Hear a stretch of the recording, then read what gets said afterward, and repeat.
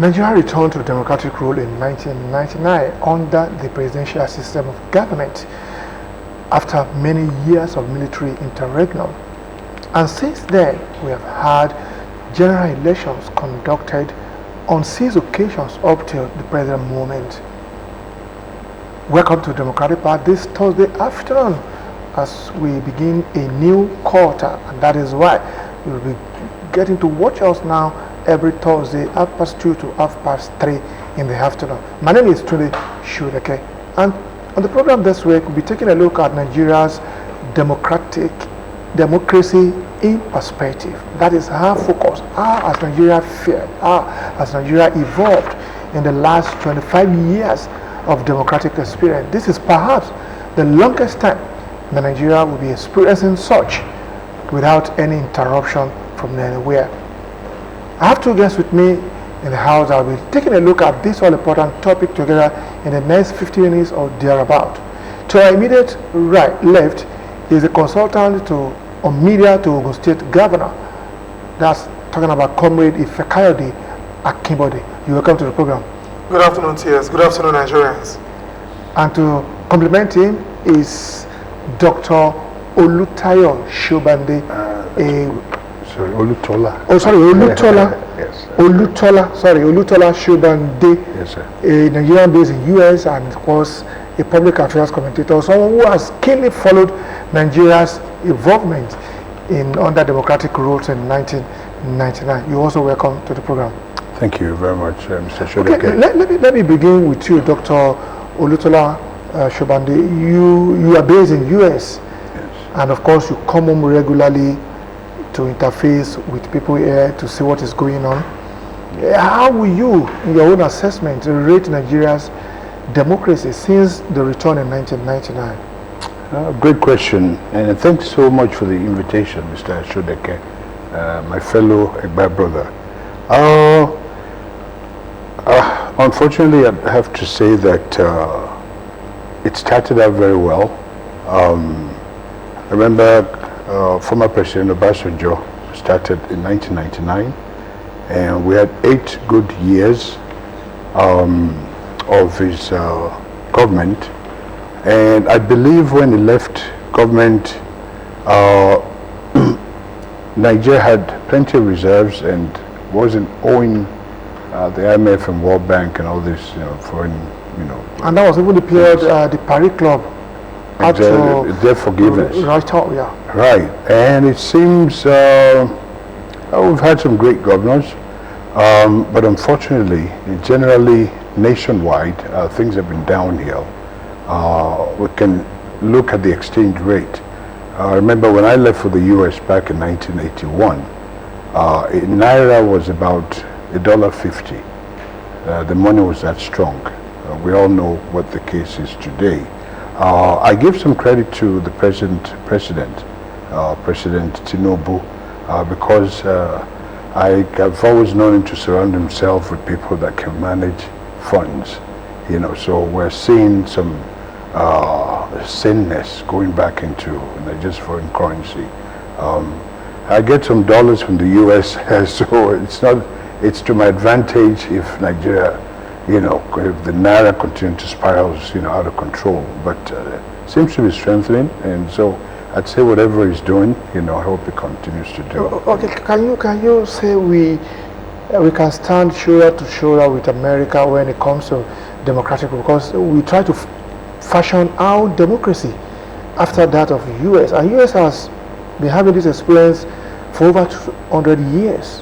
Can we say we can stand shoulder to shoulder? Unfortunately, it's we have some great politicians, but unfortunately, the generality of them have been disappointing. And I say this coming from a home where both of my parents were politicians in the right sense. I remember when my mother served with former Governor Olabisi Onabanjo, and also with Chief Oshoba, former Governor Oshoba. And I remember when my mother left government, at one time she was given a Volkswagen Beetle and a small house around there by Kuto.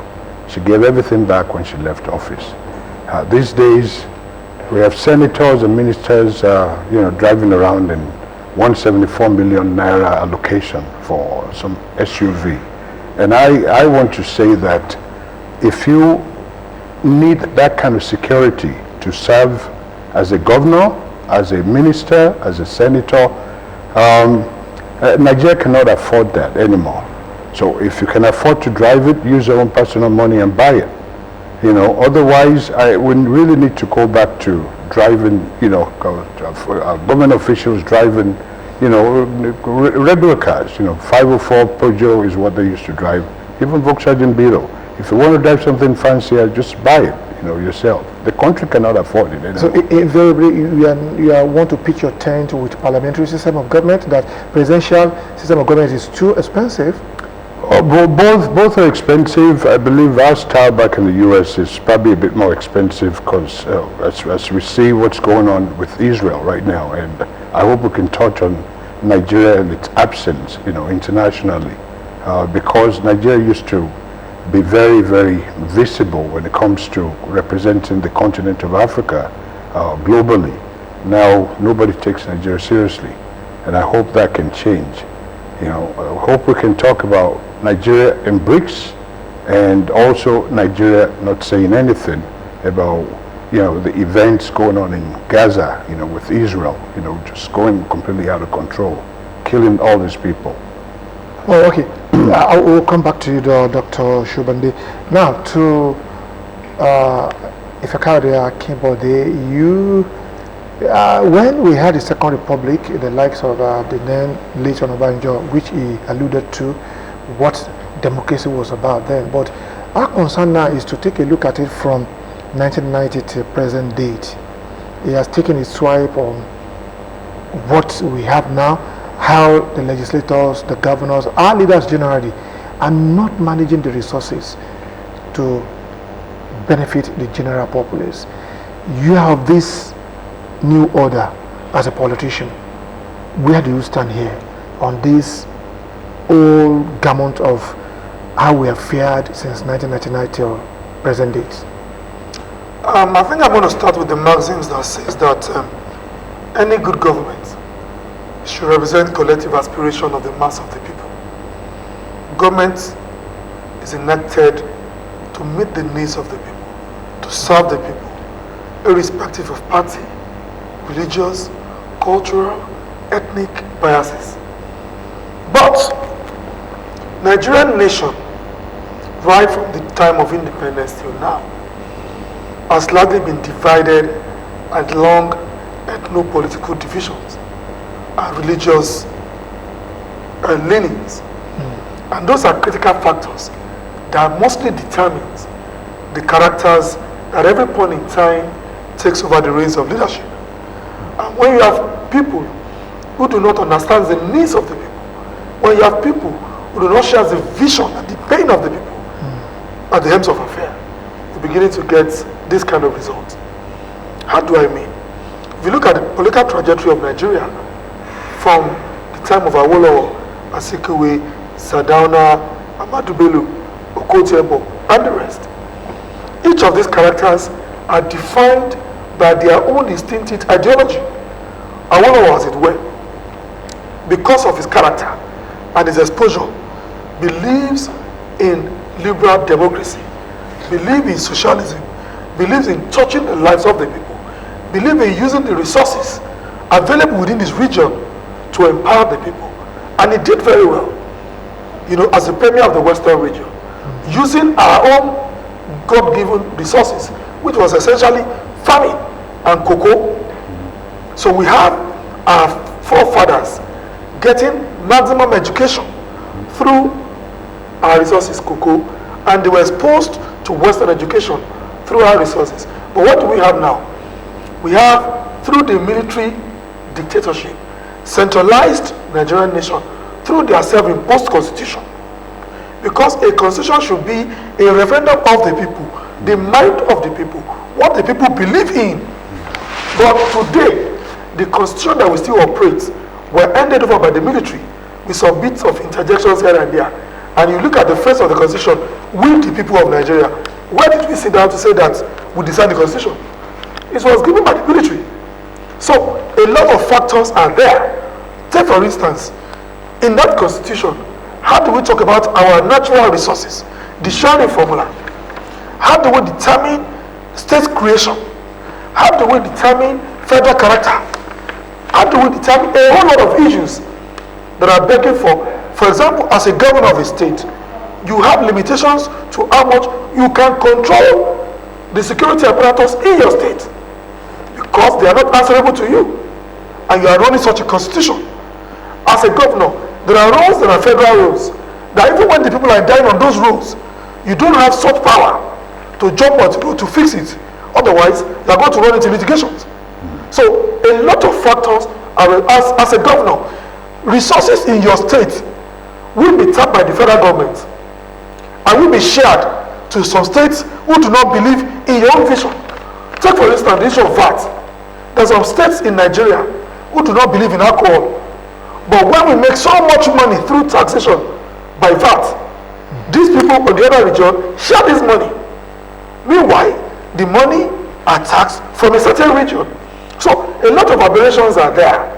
So the challenges, if you are looking at the precarious situation we found ourselves, we should begin to look at the fundamental errors that are the foundation of the Nigerian political project. So certainly, fundamentally, there are errors. A lot of errors. That's exactly. America is standing today because America has a structure that is organized, that is running. But I'll put it to you, Ifekayode, that 1999 that you're talking about, that you made reference to, particularly the constitution that was handed over to us for this present democracy we started experiencing since 1999. The politicians, the political class, had the opportunity to amend this constitution because it's not sacrosanct that it cannot be touched. And yet, nothing has been done up to now. I created a foundational basis for this conversation by saying that Nigeria has been largely divided by ethno-religious sentiment. And if you look at the configuration of the National Assembly, it tilted more to certain region. And I also mentioned the characters of the people in power. What is their driving force? What's their vision? So if, for instance, those who have money from nowhere buy their way into the National Assembly, they lack the prescriptive understanding about lawmaking or what the pain of the people is or what a constitution should be all about. Because in the days of Awolowo, they were trained, they were intellectually proficient and sound. They are people who understand what they want to do. But look at the configuration of the characters in the National Assembly. They are people without, being especially, critical. Some of them do not know why they are there. We see the proceedings in the National Assembly, and you find some of them dozing off in the National Assembly. There are people in the National Assembly who did not utter a single word for a 4-year period in the National Assembly. How do they meet the needs of the people? There are people in the National Assembly who do not meet with their constituents to ask what they need. It will be shocking that there are lawmakers who have not opened the constitution of Nigeria to see what's going on there. Rather they lobby for constituents, what's it called? That project that they do all up and down. You understand? So except we address the fundamental errors that is holding Nigeria as a nation, we might not likely have the headway that we desire. We'll make some headway. He made reference to Asiwaju Bola Ahmed Tinubu. He was a lawmaker in the National Assembly, at the Senate. He was a governor of a state, now the president of the country. He understands the challenges in the National Assembly. He can play their game. He has been a governor of a state, especially Lagos. He knew the challenges of Lagos and he built bridges across the north and the south of Nigeria. So whatever challenges that we have today, it will only take time. I strongly believe that there is one critical area that President Tinubu will fix before he leaves office, is the economy. I may not be able to say emphatically what he will do on security, but I can tell you that Nigeria will gain some level of sanity in economic development. And yes, we are going to gradually get our state back in diplomatic relations across Nigeria. All right, Dr. Shubamde, he did mention, alluded to the fact that from all his submissions, that leadership is also key. Because once the leadership is not right, if you are not getting it right through the instituted mechanism that can produce the best for a nation like Nigeria, then we can begin to imagine what the end result will be. Now, what do you think we have not done right in that area that perhaps we might need to also fix and correct so that leadership we can also throw up the right quality for any right position? Great question. Comrade Akibode made a lot of very, very important points, particularly about the Constitution being handed over from the military. But I believe something has to change in terms of the quality of those vying for office. These days, you know, the reason we have so many politicians, like he mentioned, people going into the National Assembly falling asleep. You know, most of them, you know, they stay in Abuja, you know, most times. And, you know, they're not accountable. You know, so I think there's too many people getting into politics because it's the fastest way to get rich, access, you know, government funds. And, you know, it's a big problem. So no matter what kind of constitution we come up with, if the mentality doesn't change, that you don't go into government to enrich yourself, if that doesn't change, it doesn't matter what kind of constitution we have, we will end up with the same old same. And I have to add that, you see, coming in from the US, I've spent 43 years in the US.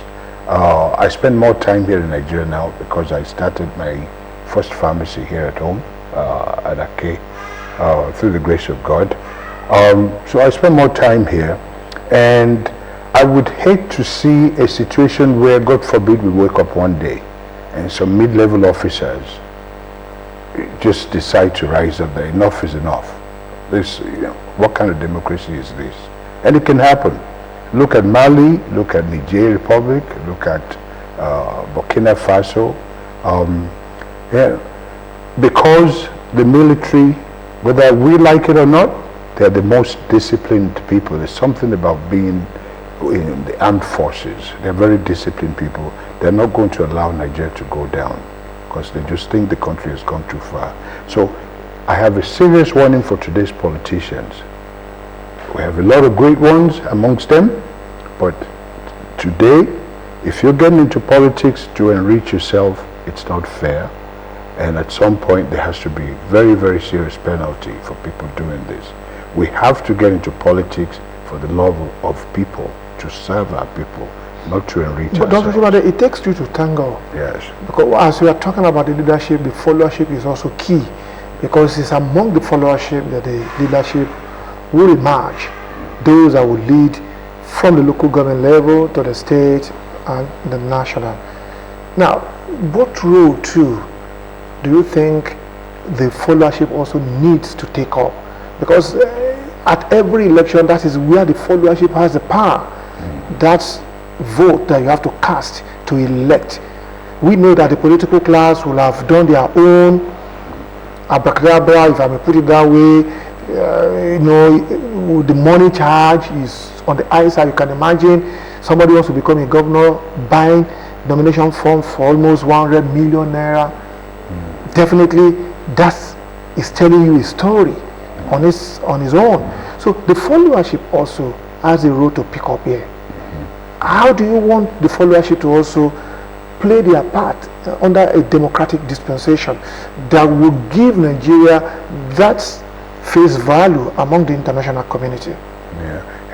The problem is things have gotten so bad, you know, over this long period of time, you know, that it would take incredible leadership, having those at the top setting the tone, and you know, because you know, if I'm a follower and I'm looking at my leader doing the right things, you know, then I would know that well, things have changed, you know, in Nigeria, you know, so followers will follow, you know. But if we just have a few people enjoying at the top and dictating to everybody else and nobody's held accountable, nothing's going to change, I'm afraid.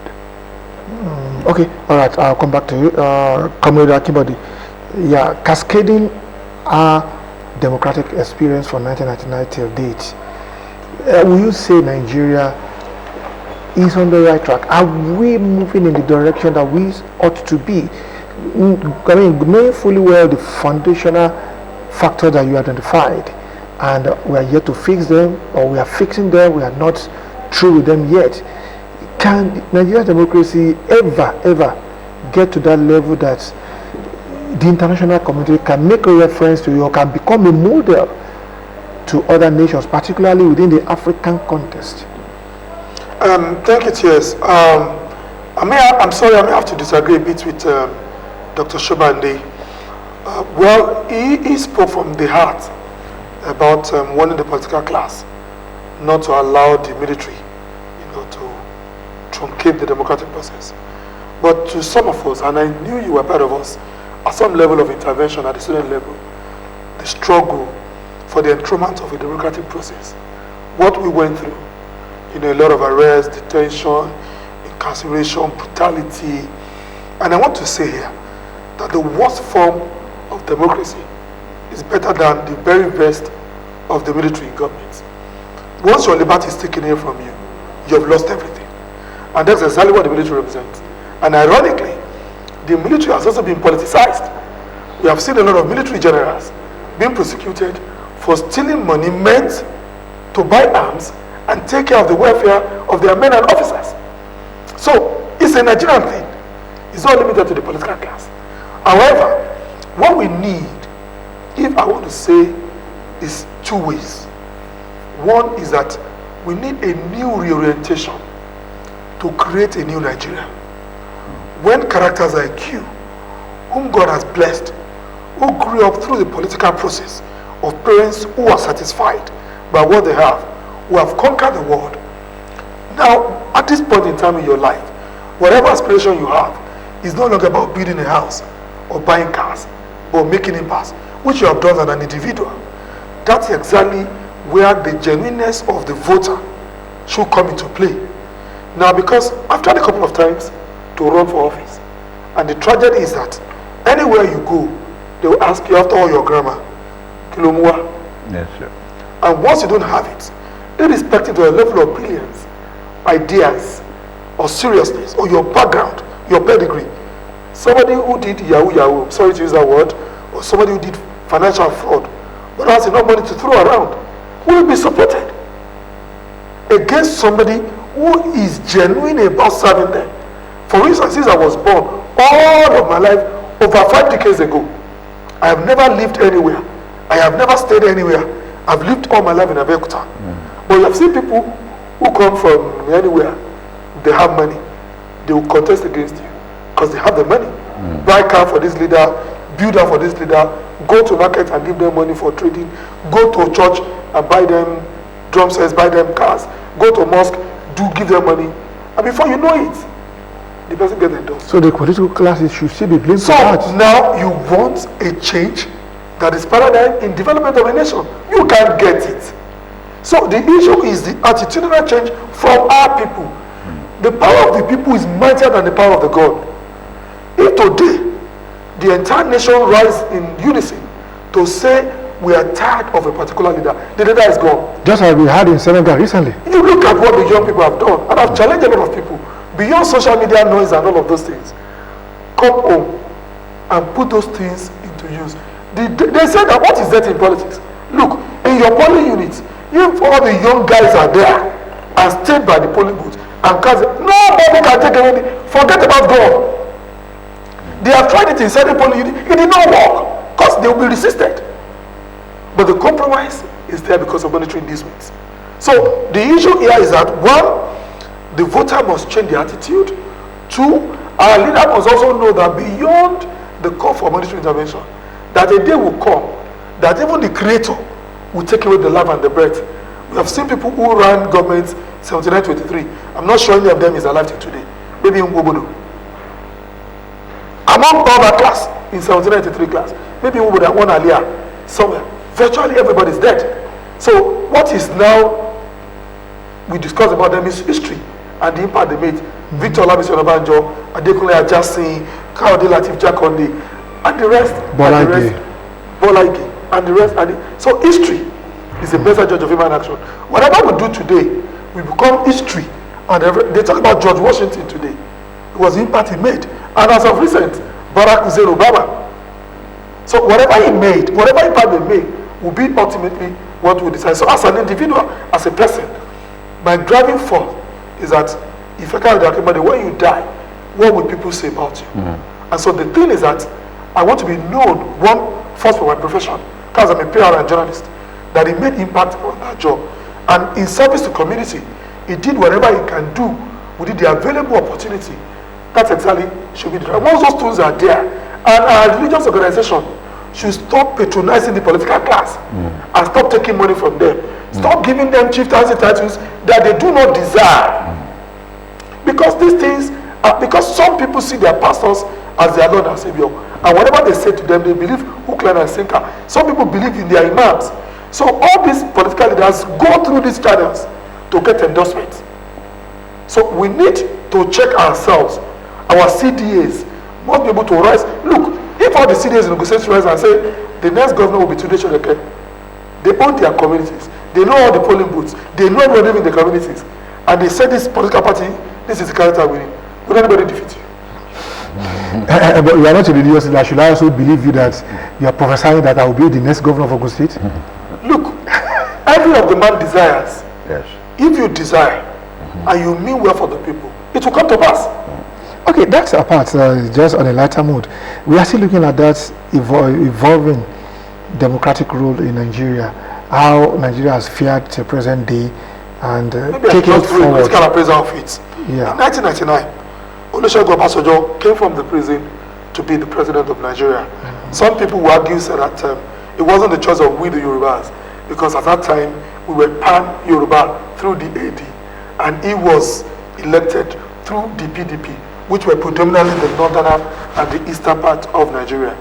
But because he had an history of pan-Africanism and nationalism, he was able to weather the storm of that leadership. One, that it came at a point the economy of the world was strong, and he assembled the very best of teams. He brought Okonjo-Iweala, who was a big-time player with IMF and World Bank, and he was able to play a critical role, And Obasanjo, as an individual, when he was in the military, built global, relationship.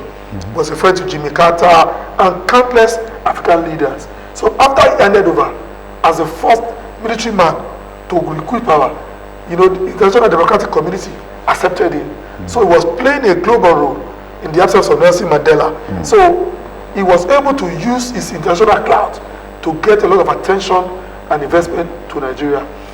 He did that. He built some level of strong military institution because he was from that background. Okonjo helped in building our economy and resolved our domestic and national debt. And yes, he was a bit harsh as a military man. He took some decisions that we see as anti-democratic. When some people are removing governors, that's not democratic. Some of those things. But he did his best. And then the succession came through Umaru Musa Yar'Adua, who, of course, people believed he foisted on Nigerians, knowing fully well that he had a health challenge. He had a short-lived regime, and then we had a president who came there by divine grace. That was the turning point of our democratic process. It's another thing for you to know the problem of Nigeria. It's another for you to know that you are prepared for the problem of Nigeria. So, but that was a stopgap measure to assuage the need of the Niger Deltans who are agitating for resource control. That was the slot that Jonathan, made. Not necessarily because Jonathan had a proper understanding of the Nigerian challenges or as a nation. So he had his own challenges, and then we ended up with Muhammadu Buhari. Yeah, I was not those who voted for Buhari. We belong to the same party. Anybody who had been in the military and the antecedents were not good, it destroyed the whole democratic process to become a president and commander-in-chief under the military. Remove Onabanjo, put all of them into jail. So as a Democrat, as an activist, there's some things I don't really buy into. Some people suppose my mother spent a few nights in jail herself. Do you understand? Not that they were really guilty. It was just the military thing. That was how I was saying that when military take over, even innocent people will suffer. Do you understand? And then came the Jonathan era. And then Buhari I wasn't really fascinated. But then the only option we had was Atiku. And then he became president. The rest is history. Now, the prosperity and the problem of the Nigerian nation now rested on Asiwaju Bola Ahmed Tinubu. History is on his head. As at the time he took over, to those who have understanding of government's working, will know that it meant virtually a collapsed Nigerian nation. Nothing was actually working. And I said with him, it's all sense of responsibility. Even everybody had echoed it. But Asiwaju is not someone who is given to complain. He said, I begged and applied for this job. So at the end of my tenure, judge me on the merit of what I can do.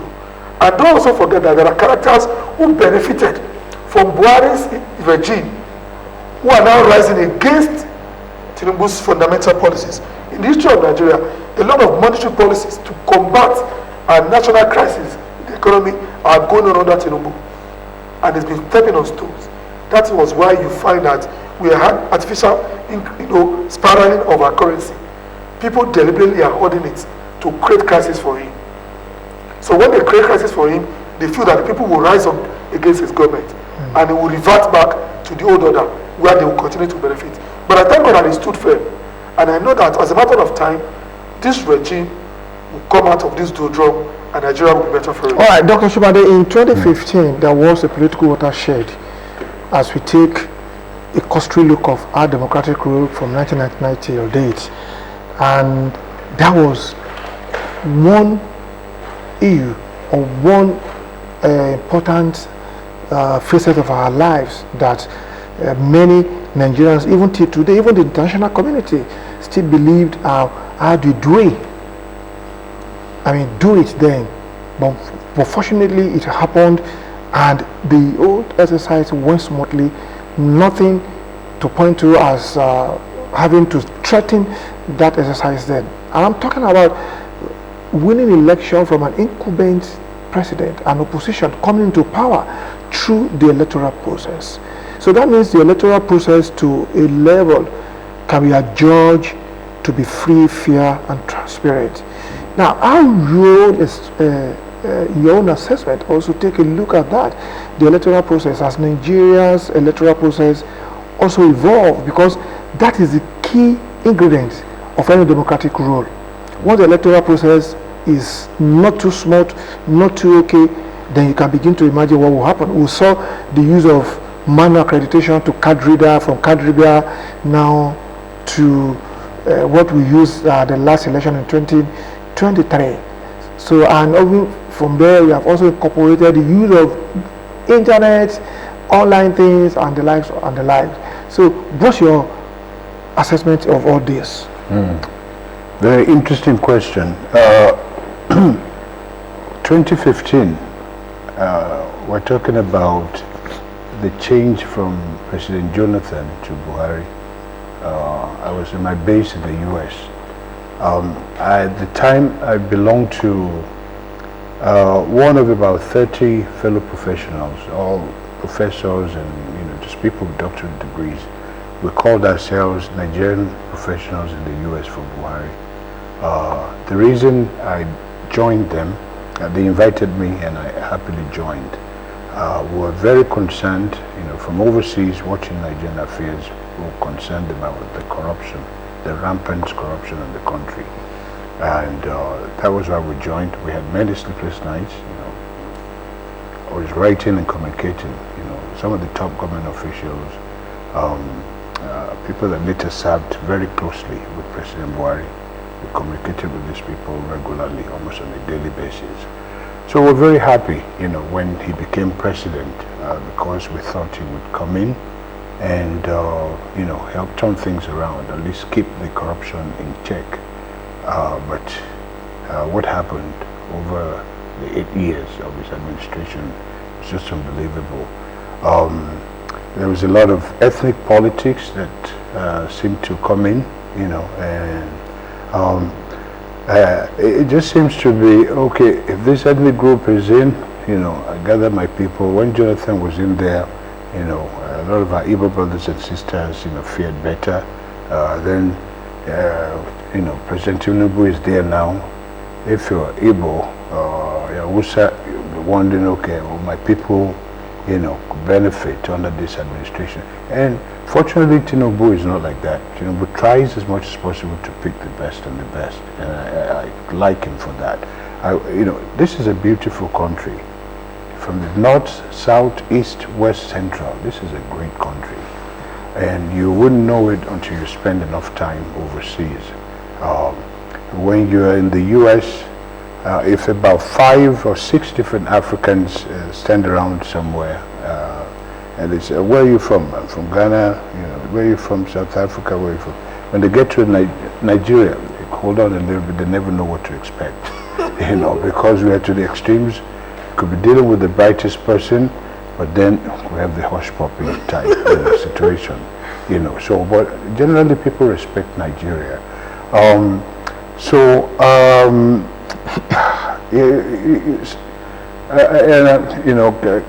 There's a lot of points, that I want to make out of that question. But please repeat that question. Okay, I mean that 2015 election that we had smoothly, and the opposition coming to power through the ballot. Right. Elections, INEC has to get its act together. Okay, because you look at India, it used to be the second most populous nation in the world. I think it's overtaken China now as the most populous in the world. These people conduct elections, there's no problem whatsoever. So we should be able to conduct credible elections here in Nigeria. And look at the situation we have in the country now. I'm coming in after about 43 years. Of course, I haven't been, that far away from home. I've been engaging Nigeria actively since 2001, doing all kinds of health missions. And I'm glad my brother here is close to our present governor because I've been doing some work locally, and I plan on working with him in terms of health care.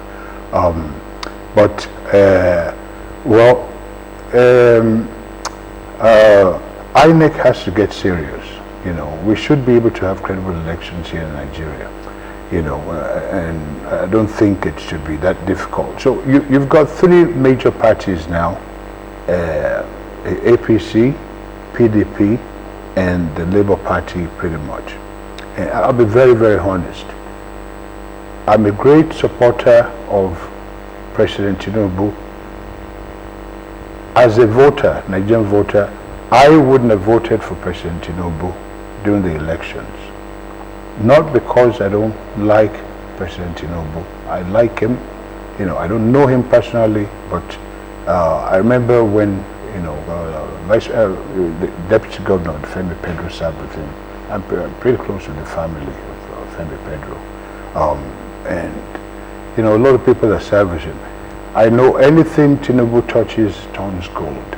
But I was thinking perhaps a former President Obasanjo, once again, a controversial figure. Some love, some hate him, but I think he loves this country. I was thinking like him, hoping, well, here's this guy, Peter Obi. He talks about moving from consumption to production.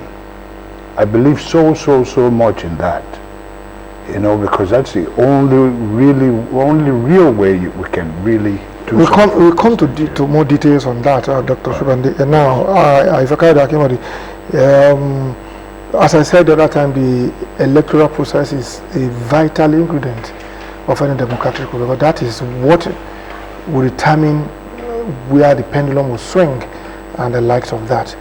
Now, will you, in your own assessment, also take a critical look at our electoral process? Are we strengthening the democratic institutions at all, the way we have had our democracy since 1999? Are we moving in on the right path, or we have derailed and trying to come back?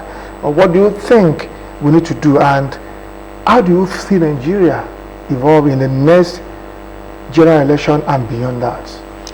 Well, once again, thank you. We are gradually moving on. We started from analog. We are now in the digital era. Anybody can say whatever they like. We have seen court of competence jurisdiction rely solely on the information from the database of INEC, to throw away people who illegitimately were sworn in into office. We have seen that presently, with your card, all your details, you can cast your votes, and your informations will have be stored at the back end of INEC. So anybody who votes in an election will be recorded that he has voted, and there cannot be multiple voting based on what is going on here. It will be detected, because what they have done with the card reader is that, and then the other thing, what's the other thing that once you vote is recorded there, is that if there are 700 voters in this polling unit and 600 vote in that unit, if you bring 800 results, it will reflect that you have cheated, and that election will become invalid, null and void. That is the improvement from the past. If you go to any polling unit to destroy that unity, that election stands cancelled. Gone are those days where you go to a polling booth, carry the ballot boxes, take it to collation center to count. If you do that, you have just wasted effort. So gradually, we are moving. There are a lot of room for improvement, part of which is the security, part of which is the voter apathy, part of which is the voting typology. I'm talking about the younger element taking responsibility. What about the vote buying being promoted basically? I'm listening thereof. And of course, because vote buying cannot be open anymore. People now use tactical method to buy votes. So you told the line that the political class engage in vote buying. It's all over. It's not even limited to Nigeria. Even in America, where the supposed acclaimed democracy is there, people knew what Donald Trump did during campaign. When you buy drinks for people, you give them it's some level of motivation. And even America, as big their democracy was challenged with the capital crisis by Donald Trump, which is still upstream, through the instrument of law. So there are no perfect systems all over the world. Even the current Senegalese president went to prison before he could become president. And but because the people resolved, the young element resolved and resisted that president. So what we need to do is the will and the determination of our people to get it right. But by and large, we are moving. We were not where we were in 1999. And I'm sure that in 2027, INEC will rise from the challenges that we have seen, and we are going to do it a lot better. Are we actually giving that, we're showing the way to other African countries? Because we always play that big brother role when it comes to political, economic issues in Africa. Even some Western nations will also look up to Nigeria as to how we can fashion our democracy, how we can play that brotherly role to other African nations. So we saw when Mali, in Burkina Faso, in Niger, when there were coup, how President Tinubu, who is the head of ECOWAS, rose stoutly to condemn that, and how the international community also supported Nigeria in that direction. So, be it our democracy that we are practicing today, and what happened in Senegal, are we also showing to the world that such a thing can happen? Are we giving that leading light to other African nations? My brother, listen, okay, I'm so sorry. I'm so sorry. I don't want to get an image out there that I want to encourage the military to come in. No. But I need to wake up our politicians. It's beautiful to have this democracy. We were blessed with this country. You understand? And we can do better. I remember Nigeria in the 70s. You remember Nigeria in the 70s. And we still thought we were backwards. You understand? What do we have today? No, I want to fire our people up. If you are a minister, if you are a senator, if you're a member of House of Rep, if you're a governor, no, we have to sit tight in this Nigeria. We have to thank God for this country, and those privileged to serve have to know they are there to serve the great people of this country, and we can do it. Nigerians are incredible people. You understand? So I don't want to, INEC can do better, okay? Because what we saw in that last election was a whole lot of bogus, okay? We can do a whole lot better, cleaner job. You have a situation the day before, you have to transport, the ballot boxes or whatever to another place, and it's late because some lorry did not show up on time. Come on, man. Listen, this is Nigeria. About 230 million black folks, proud black folks. We used to do better representing this continent. Now look at South Africa. South Africa is our pride, Africa's pride. A whole bunch of killings going on in Gaza. We don't care because we're worried about our poverty at home. And I can't blame our people. But when something is wrong, we need to speak out against it. Because God forbid, it may be our turn the next time. You understand? So no, we're not going to put up with mediocrity. Okay. We can do better here in Nigeria. So, if Kari, so the EU of provided the leading light for our African continent through our democratic experience, are we really showing that, displaying that? Well, Dr. Shomade's passion is quite understandable because when you want the best for your country, you speak from your heart. But Nigeria has some level of peculiarities, and our government and development is a process. American government, democracy is about 200 years. Nigeria is about 64. And I know that there are a lot of challenges. Disjointed 64. Well, because we had I was going to say that because the basic challenge we have was that we had military interregnum in Nigerian political space. And of course, that also affected the trajectory of our leadership, because when you consciously build a system over the years, you correct the faults, you change leadership, you correct the system, you change leadership, then you come to a place of stability where institutions work.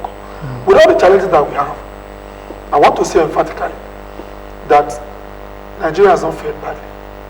I want to say that, yes, we may not be playing the needed roles because of a level of sophistry and global recognition based on our available human resources. But we're not also doing badly. Virtually all over the world, there are challenges economically. Even the US is also grappling with their own, economic challenges. The only difference is that the government is rising to meet, the challenges that they have. Even if you go to Britain today, Britain is going through one of the worst economic period. Self-imposed. Well, whichever way you look because of the Ukraine war, particularly. Whatever way you look at it, the people are bearing the brunt, and the hardship is on the people. So I'm just saying that all over the world we have issues, but the beauty of leadership is to ensure that you meet the people at the points of their need, and that's exactly why you are voted into power. And like President Tinubu alluded,